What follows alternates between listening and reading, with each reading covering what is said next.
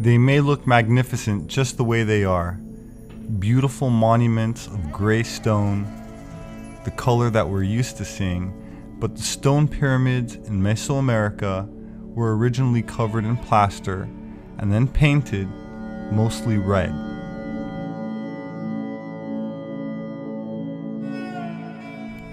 There were other bright colors as well, but red apparently had a special cultural or religious significance and seemed to be highly symbolic, used in similar ways by numerous cultures of the Americas, such as the Maya.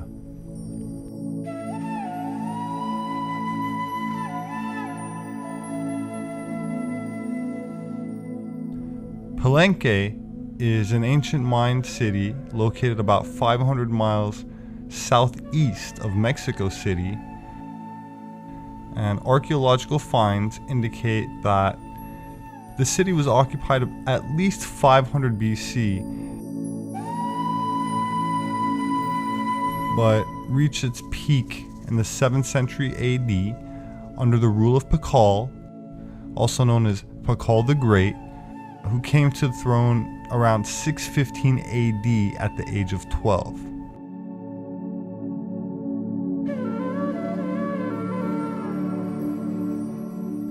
Now, when Pakal died about age 80, he was buried along with 5 or 6 human sacrifices in a jade-filled tomb, and this was deep inside his pyramid, which included a jade funerary mask that he wore. The tomb was rediscovered in 1952, but it was in 1994 when they discovered what is now known as the Tomb of the Red Queen, an unknown noblewoman, possibly the wife of Pakal, and the name comes from the red remains in the sarcophagus that were completely covered with a bright red powder made of cinnabar. And the walls of the tomb, in fact the majority of the chamber itself was red, clearly symbolic. A symbol can be defined as something that represents a concept, idea, or belief. It can be an object that stands for another meaning. It could be an animal that represents or implies a certain significance. Even a color can be symbolic. For example, the color purple has historically been favored by kings and royalty, often used to signify the head of a nation or the crown chakra. Another color that has been used symbolically since prehistory is red. Probably the earliest example of the use of red ochre on burial sites can be traced back to the Pleistocene, where Neanderthal would cover their grave sites with iron oxide or red ochre, and many anthropologists believe that this practice was symbolic of a womb and likely involved a ritual, because the bodies are always placed in what some call a sleeping position, but which might also be called a fetal position, like a baby, with the head facing west, awaiting a new birth, a new dawn. Unfortunately, Neanderthals were not credited with deliberate, meaningful burial of their dead until more than a half century after their discovery. According to pollen samples taken at the Shanidar cave site, this Neanderthal was laid to rest with several different species of flowers, some with medicinal properties, and very obviously arranged deliberately. Red ochre was also used on Cro-Magnon type burials. This ancient grave in Russia dates to around 30,000 years ago. The red ochre pigment sprinkled on the body itself may also have been combined with something like animal fat and applied as a sort of red paint. It's found on artifacts as well, and under and around the grave, and could very well at least partially be symbolic of blood. And if it was ritualistic, may even be considered a magical rite of sorts in the shamanistic tradition. A series of archaeological discoveries in the United States and Canada has uncovered startling new evidence that a previously unknown culture, more advanced than anyone had believed possible, flourished here near the edge of the Arctic Circle many thousands of years ago. In 1882, Augustus Hamlin, the mayor of Bangor, Maine, was guided to a region near the mouth of the Penobscot River by Foster Soper, a local farmer. Soper had told the mayor about a place where blood-colored pools were rising out of the earth. Hamlin was a doctor and a geologist, but he was also an amateur anthropologist, a so-called antiquarian, who believed in theories about the past that scientists would later consider implausible. This part of the Maine coast had generated legends for hundreds of years. As far back as the 16th century, European explorers had recorded an Indian myth about a fabled place called Norumbega, which they interpreted to be a city overflowing with riches.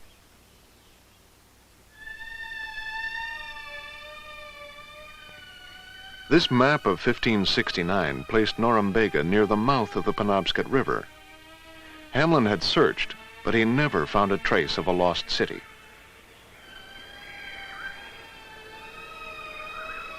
He did find accounts of unexplained stone ruins discovered by the settlers who first cleared the dense forest along the Penobscot River. Like other antiquarians of his time, Hamlin believed that these were the ruins of structures built by Europeans who arrived in the New World before Columbus. The stone ruins of the Northeast were not the only archaeological mysteries which interested the antiquarians. There were also hundreds of prehistoric mounds and earthworks like these located in the Ohio Valley. As early as the 1700s, amateur scientists had been digging up these mysterious man-made hills and discovering the spectacular remains of an ancient culture. These elaborate burials and artifacts indicated that the mound builders were more advanced than the known Indian tribes of the region. 19th century antiquarians explained this by developing the theory of a lost civilization, which existed in America before the Indian, and then mysteriously vanished. The earliest mounds were simple circular forms, but later examples evolved into precise geometric designs built on a vast scale. The geometry and surveying skills needed to construct these ritual landscapes seemed to be unknown among the Native Americans. Because there were ancient mounds throughout Europe, other scholars who did not believe in the theory of lost races suggested that the American mounds were built by colonists from the more highly developed cultures of the Old World. They believed in the theory of diffusion, that early voyagers brought the mound-building tradition across the Atlantic. Eventually, both of these antiquarian theories would be abandoned as the new discipline of scientific archaeology developed.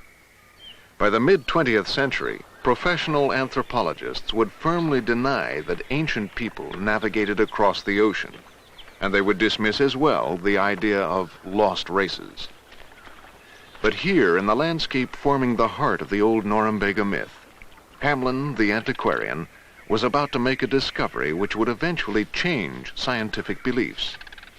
Though its real significance was not understood for 100 years, what he found here was the first evidence of a completely unknown, ancient race of skilled seafaring people who once lived along the Atlantic coast.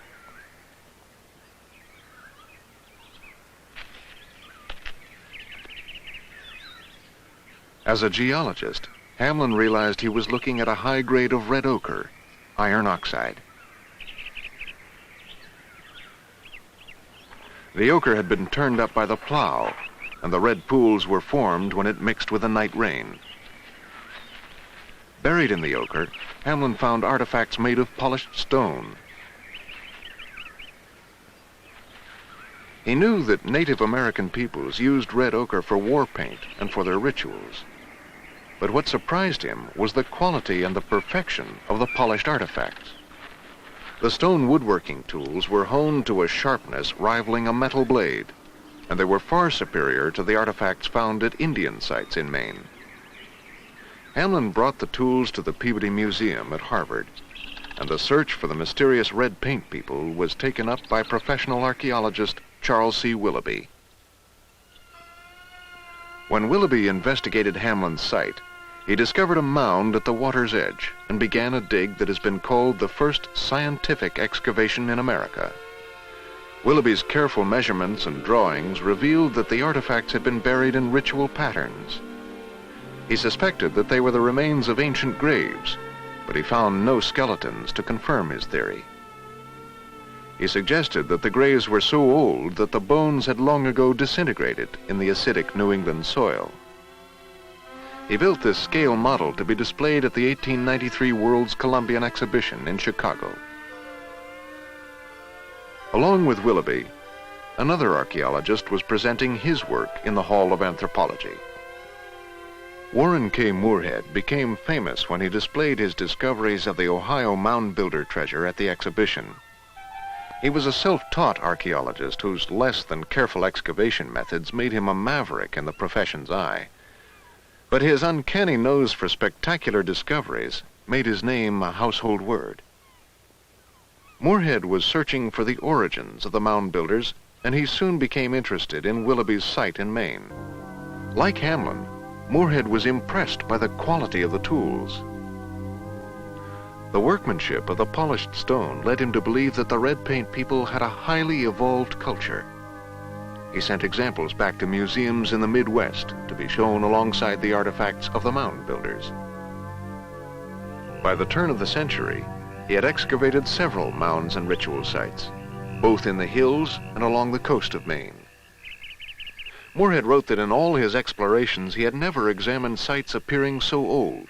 Some of the tools were made from a type of stone not found anywhere in Maine or New England. Moorhead daringly suggested that its source would someday be located in the far north, and he claimed this was evidence of long-distance trade. His prediction was borne out 80 years later, when archaeologists discovered the source of this unusual stone in Rama Bay, northern Labrador, 1,500 nautical miles from the coast of Maine. The stone is now called Rama chert. Its beautiful translucence and sugary texture make it highly distinctive. The chert has been found in artifact collections as far south as New Jersey and west along the St. Lawrence River into Vermont. The Rama Bay Quarry was the only place in the world where this type of chert could be found, confirming Moorhead's idea of a link between the red paints and the far north. At the time, Moorhead's academic colleagues considered his claims to be too sensational. Some simply dismissed the idea of an advanced prehistoric culture, and others thought that the red paints actually might have been a group of marauding Eskimo from the north. Eventually, Moorhead's career was destroyed.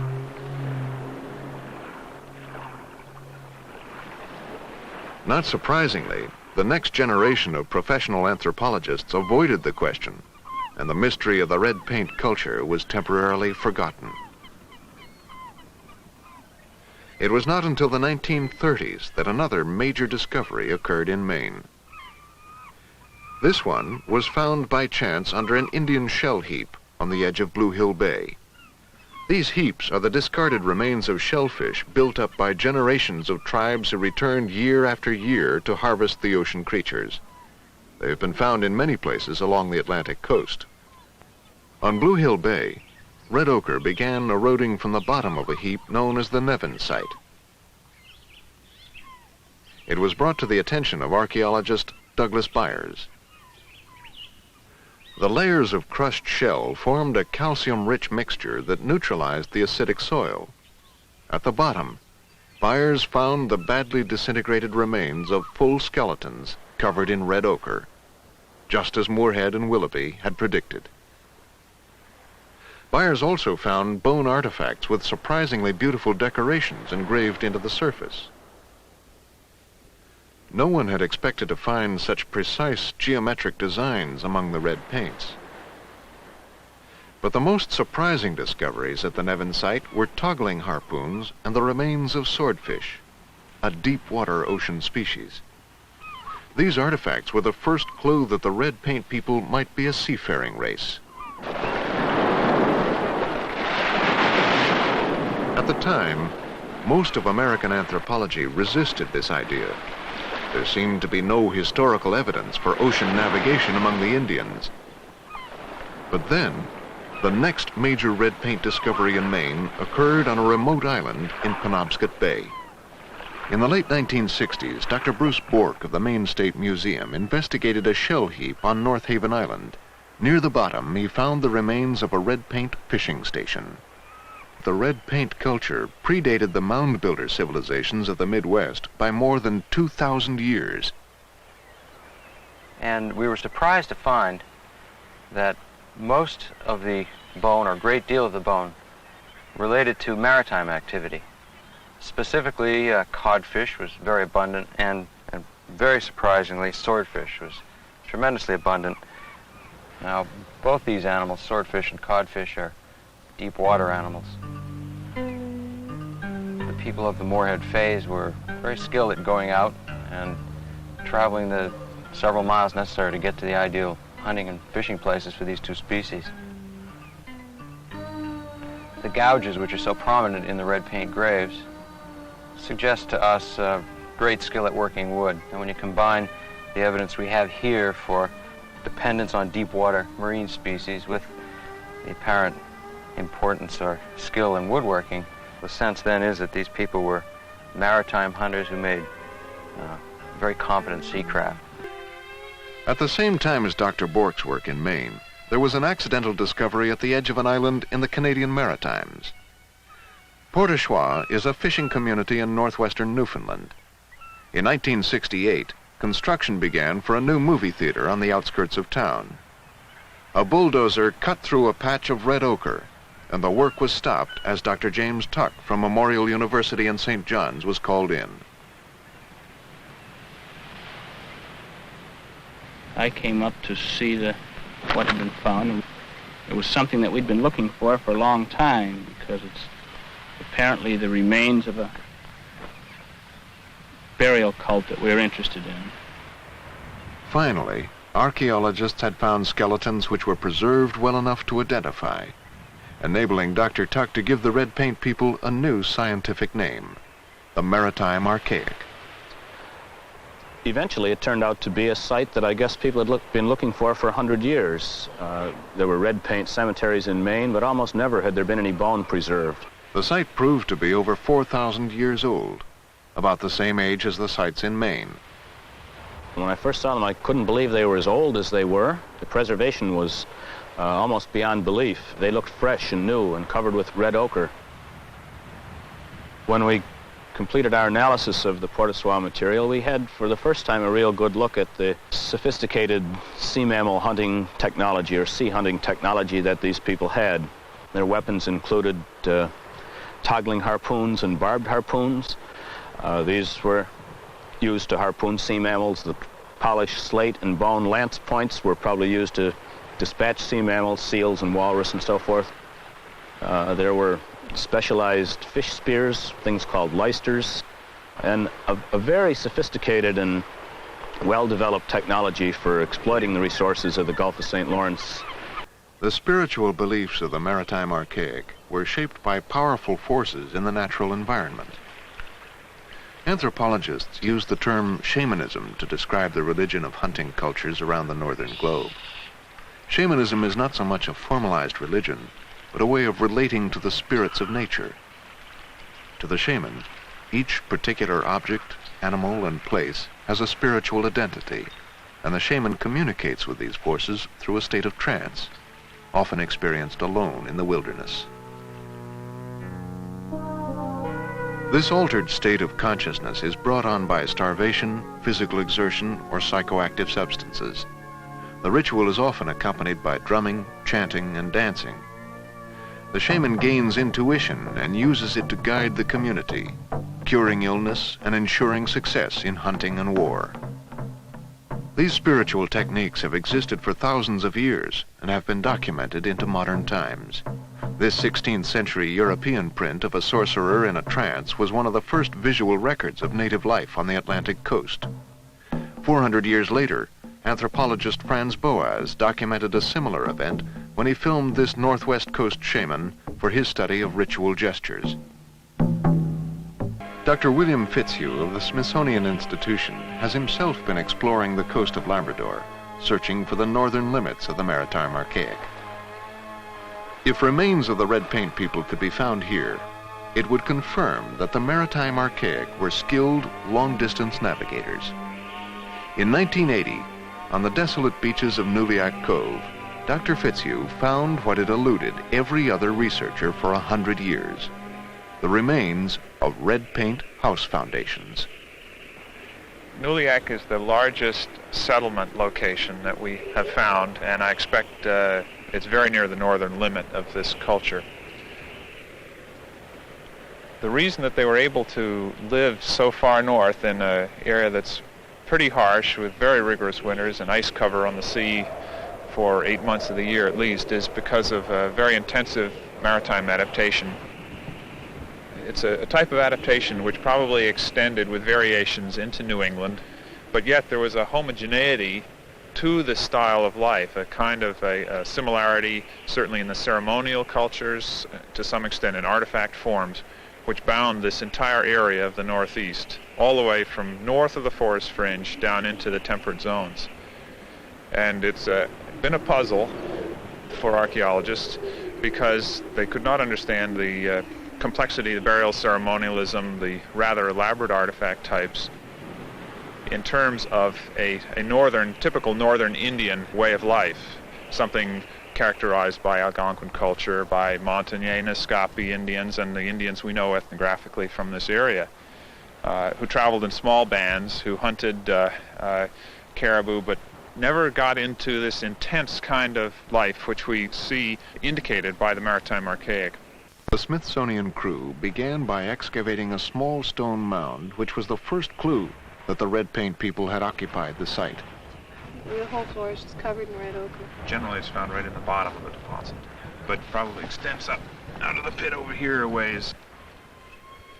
Now, the probability is that these raised ridges isolate living areas within this house. We can see as we come down the inside of the structure, ridges here, here, and two more till we get to the end. The Smithsonian crew found the remains of 26 multi-roomed structures, some measuring 90 meters in length. The radiocarbon dates indicate that over 4,000 years ago, large groups of people were living in well-organized communities here at the edge of the Arctic. The Smithsonian crew also began to excavate a foundation that was near a mysterious upright stone.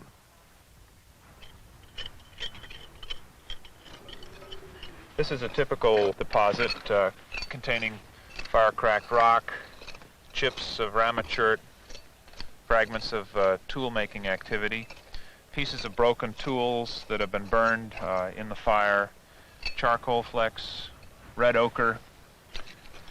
This whole arrangement of artifacts is a little interesting because of this big stone here, which may have been a structural feature of the house or a seat or have served some other purpose, but it is interesting that the material is distributed in a cluster around this large rock. Like the small standing stone Dr. Fitzhugh found on the beach at Nuliak, there are other stone monuments in Labrador that also remain an archaeological mystery. Found primarily along the coast, these stone pinnacles may have had both a spiritual and a practical purpose.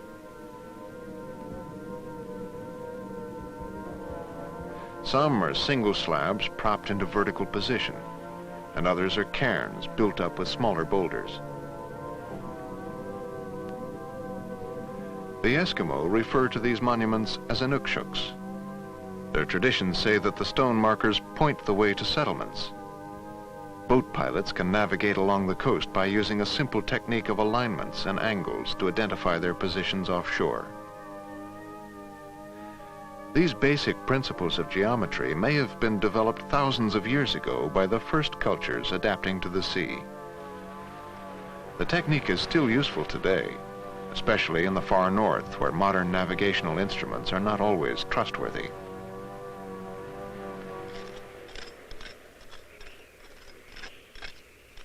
Here we have a grinding slab of some sort, probably for polishing ground slate axes and gouges. Implements such as stemmed projectile points and knives. They had a whole variety of stem points, from large to small, perhaps some for hunting birds, others for sea mammals. And in addition, a very distinctive artifact, soapstone plummets, which are found in large numbers in southern Labrador Maritime Archaic sites and seem to be restricted to the 4,000-year-old time period. Plummets have often been found in red paint burials, and they were probably used as fishing weights. But the smallest examples are often beautifully crafted, sometimes decorated, and may have been used for other purposes. This engraved pendant from Nuliac is a rare discovery. A complex geometric design, along with other markings, indicate a high level of intellectual development among the Maritime Archaic over 4,000 years ago.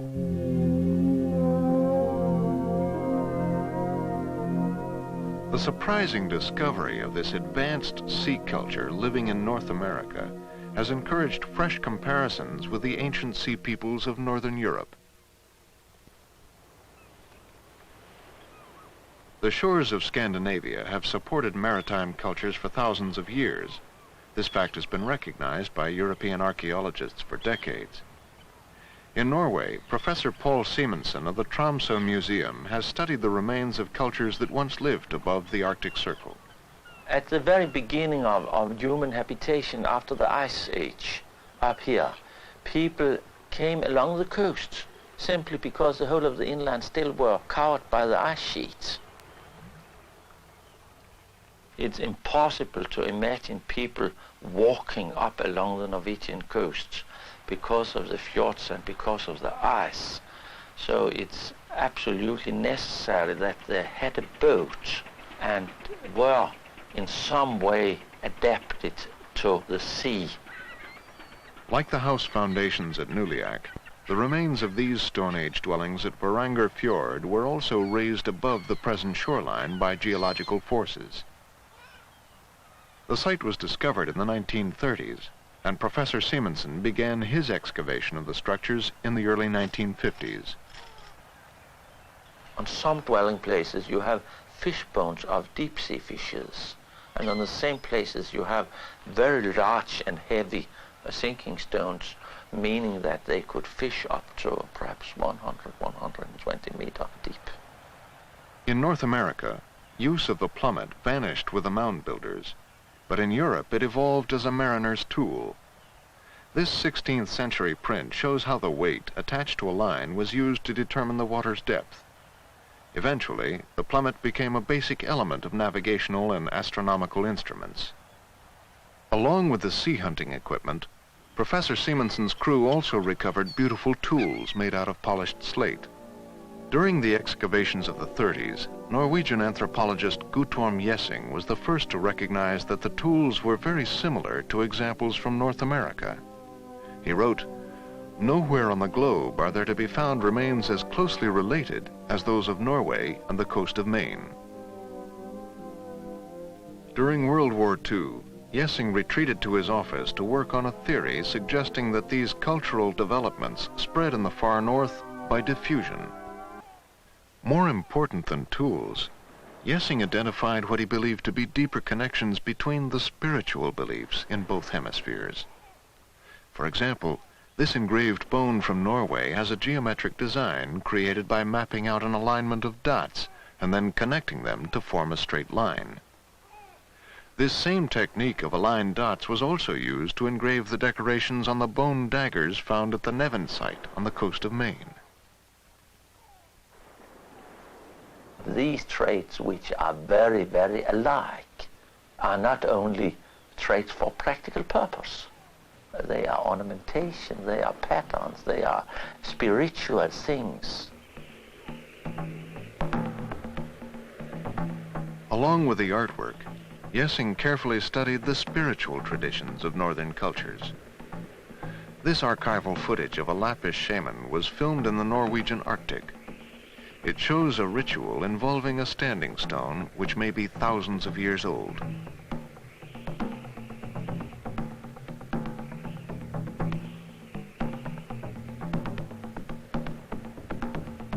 Jessing understood that similar tool shapes might be coincidence, but he believed the deep-rooted shamanistic traditions, so similar around the globe, could only have been the result of diffusion.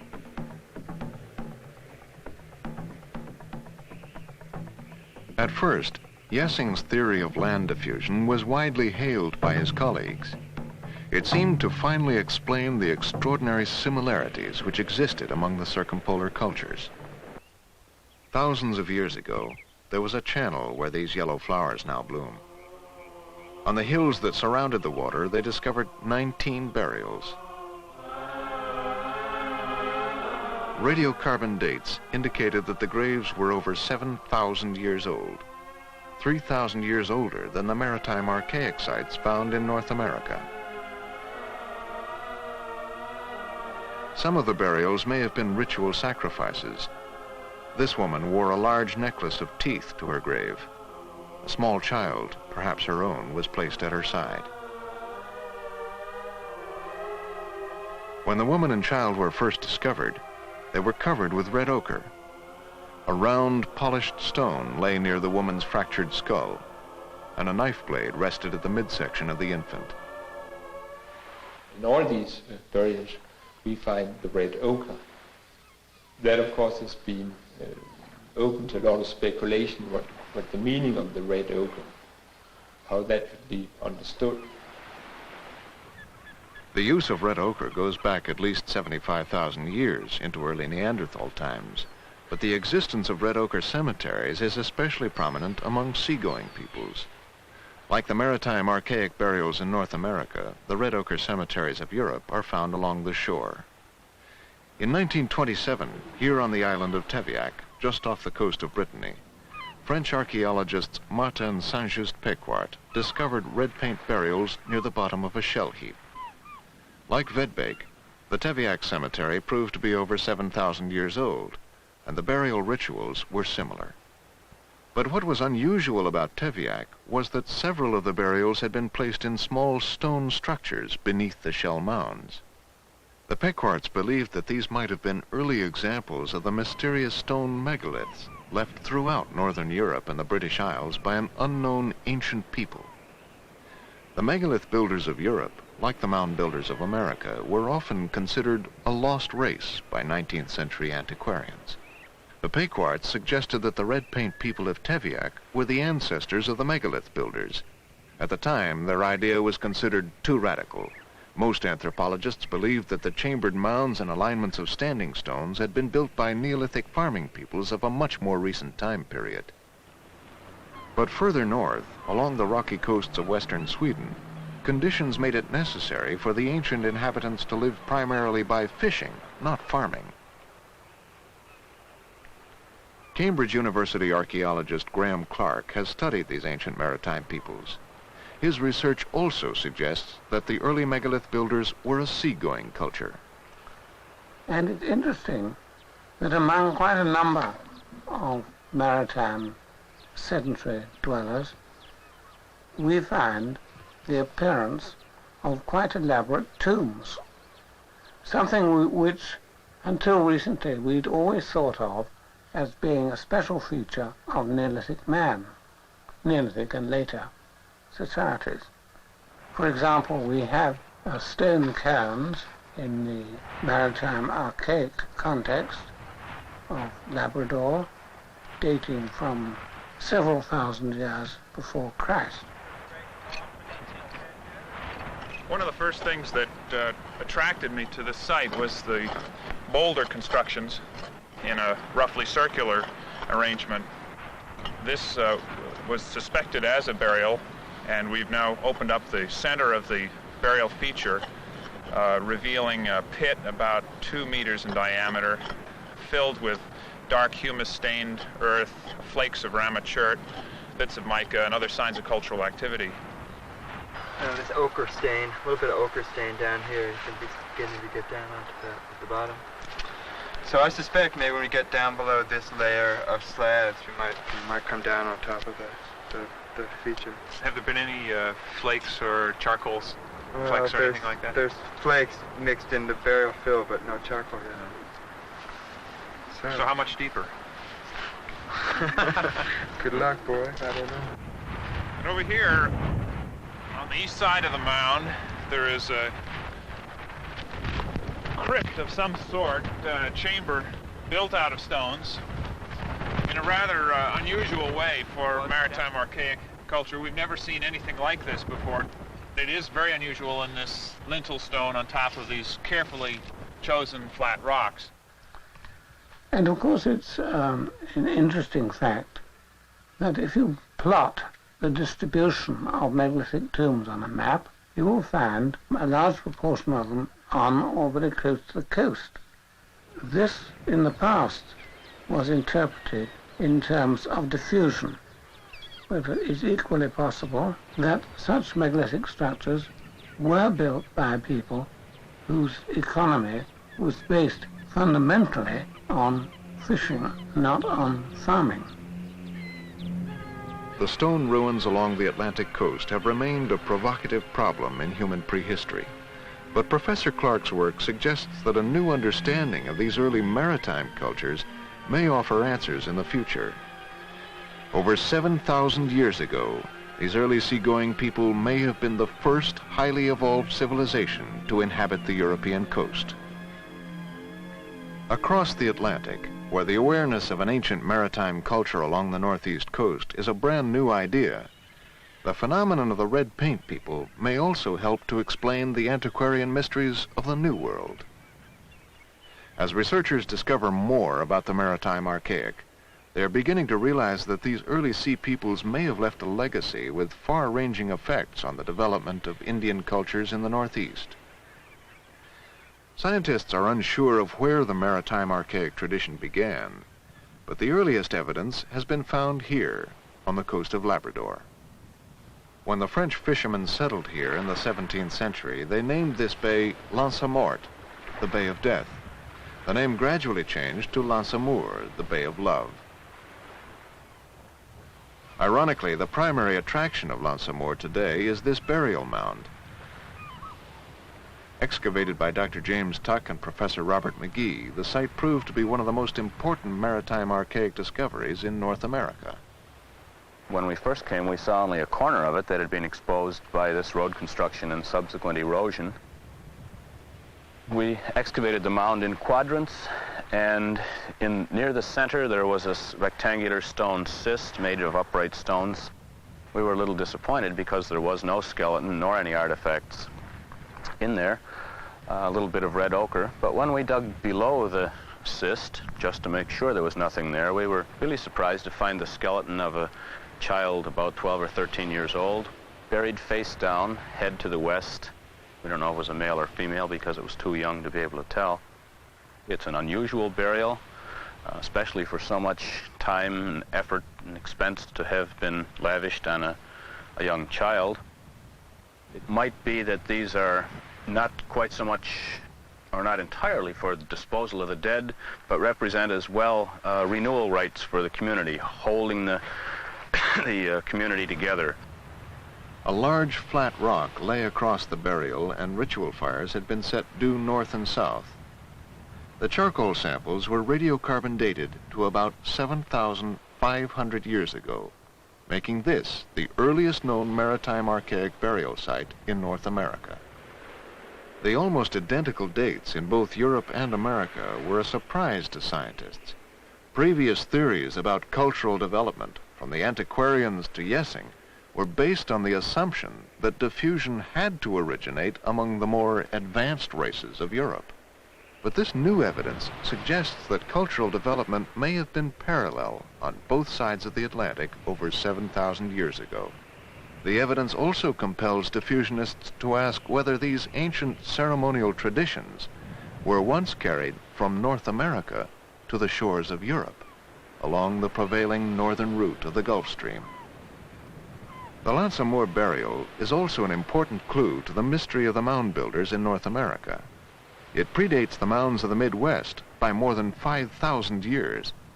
I suppose you could consider this the start of a mound tradition in the New World. This burial and the ones at Brador and elsewhere are more than 7,000 years old. I think, therefore, that they're the oldest burial mounds, certainly in this part of the world, maybe in most of North America. The artifacts themselves included a toggling harpoon of a design we've never seen before or since, and since it's 7,500 years old, it's, if not the oldest, one of the oldest toggling harpoons that's ever been found. So these guys were pretty sophisticated sea mammal hunters. From the time of L'Anse Amour, the red paint people flourished for about 4,000 more years. Then, without explanation, the traces of their culture vanish from the archaeological record. The discovery of the Maritime Archaic represents one of the rare instances when antiquarian mystery and scientific exploration have merged. Together, they have revealed an unknown chapter in the ancient history of North America. Archaeologists have found evidence that disproves the idea that the Clovis people were the first to spread across the Americas via a corridor between the ice sheets of modern Canada. For a better part of the last century, it was taught in all federally funded universities that humans made it from Siberia to Alaska via the Bering Land Bridge before moving down the corridor and populating the rest of North and South America, totally ignoring archaeological evidence in South America which date back over 30,000 years. So now the obsolete Clovis first theory is finally put to rest. Clovis refers to a type of stone tool technology, a very specific type of bifacial spear tip used for hunting, attributed to a wave of settlers to the New World at the end of the Pleistocene, or Ice Age. In my books, I link up this Clovis spear tool technology to what is called Solutrean technology in Western Europe. This concept is still considered radical in American anthropology and very controversial anywhere where the United Nations has any influence on academia. It implies a Eurocentric perspective on the peopling of the Americas, at least in part. And despite this unpopular concept, a remarkable series of several dozen Solutrean-style stone tools dating back between 19,000 and 26,000 years have been discovered at 6 different locations along the United States East Coast. You can learn more about these finds by following the work of Professor Dennis Stanford of the Smithsonian Institution. Another fascinating Native American artifact that I document is this green slate stone swastika. And if you look closely, you can see that they are snakes or serpents. This symbol was outlawed in 1940, with Native American tribes abandoning it for political reasons, and it seems odd that it is still forbidden 70 years later, especially when it was held in such high esteem by so many Native American tribes. Enough so to not only be posted on Arizona highway signs before World War II, but the swastikas appear on Clovis spear tips if you look close. So what's the danger here? Are we at risk of a Native American uprising and takeover? Or is this ancient peaceful symbol with global distribution since the Ice Age getting a bad rap by the seemingly academically corrupt winners of World War II? And if so, What aspect of prehistory are they trying to hide?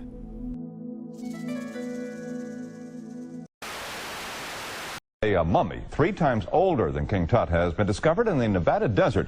It was found in 1940, about 12 miles east of the town of Fallon. It's a discovery that could possibly unlock some of humankind's early mysteries. But tonight on Special Assignment, Channel 3's Vince Sturla tells us scientists may never get a chance to unlock those mysteries.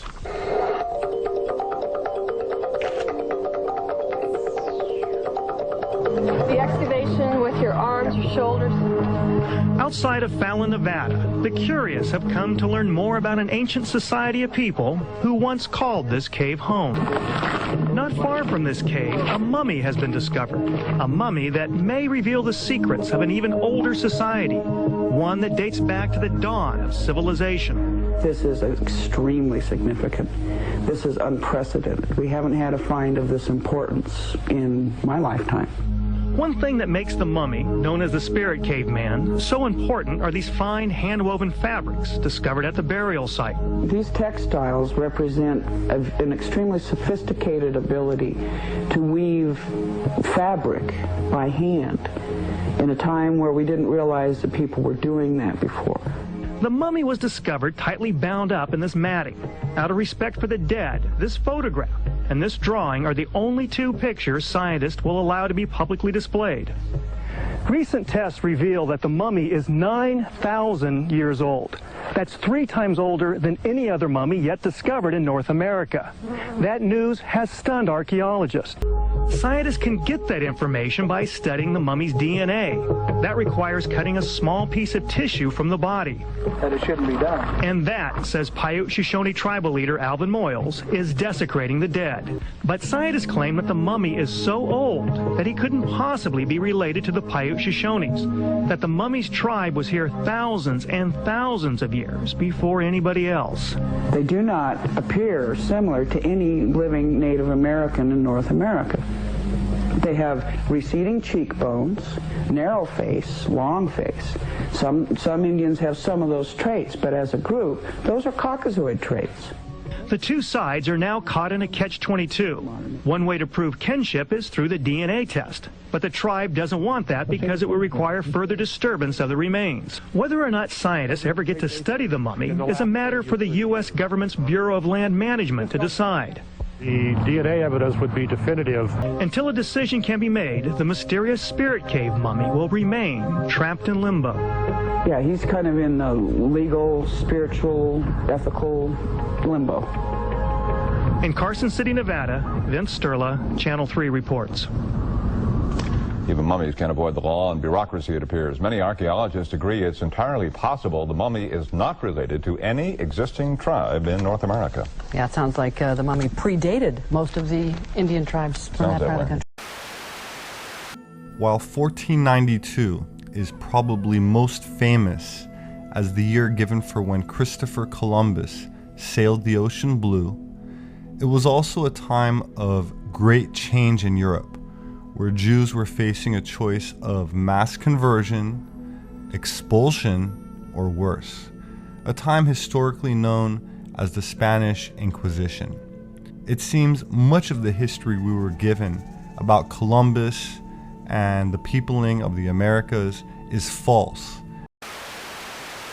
Now, talking about Christopher Columbus, a lot of people don't know, but I'm sharing this with you. He was a converso, meaning he too was a crypto-Jew or a Jew in hiding.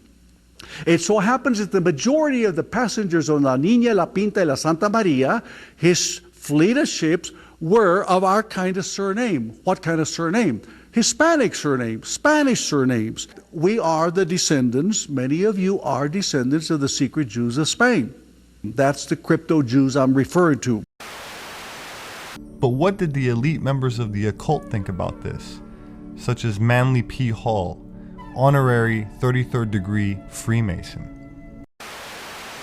Speaking of America, just how did it get that name anyway? Officially, America is named after the explorer Amerigo Vespucci, but this appears doubtful, like so much of American history, which has transformed a one-time pirate of the family name Griego into an iconic hero named Christopher Columbus. As for America, according to Manly Hall, America is named after the plumed serpent, who is the messenger of the sun. He was the god Quetzalcoatl in Mexico, and in Peru he was called Amaru. From the latter name comes our word America. Amaruca is, literally translated, land of the plumed serpent. My name is Robert Sepper. I'm an author and anthropologist and would like to invite you to join me in awakening from a long amnesia. Species with Amnesia, Our Forgotten History. Gods with Amnesia, Subterranean Worlds of Inner Earth. The Occult Secrets of Vril. And 1666, Redemption Through Sin. I would like to thank my subscribers who share my posts as I rely on word of mouth. I appreciate all of the positive feedback, reviews on my books, and I thank you very much for listening.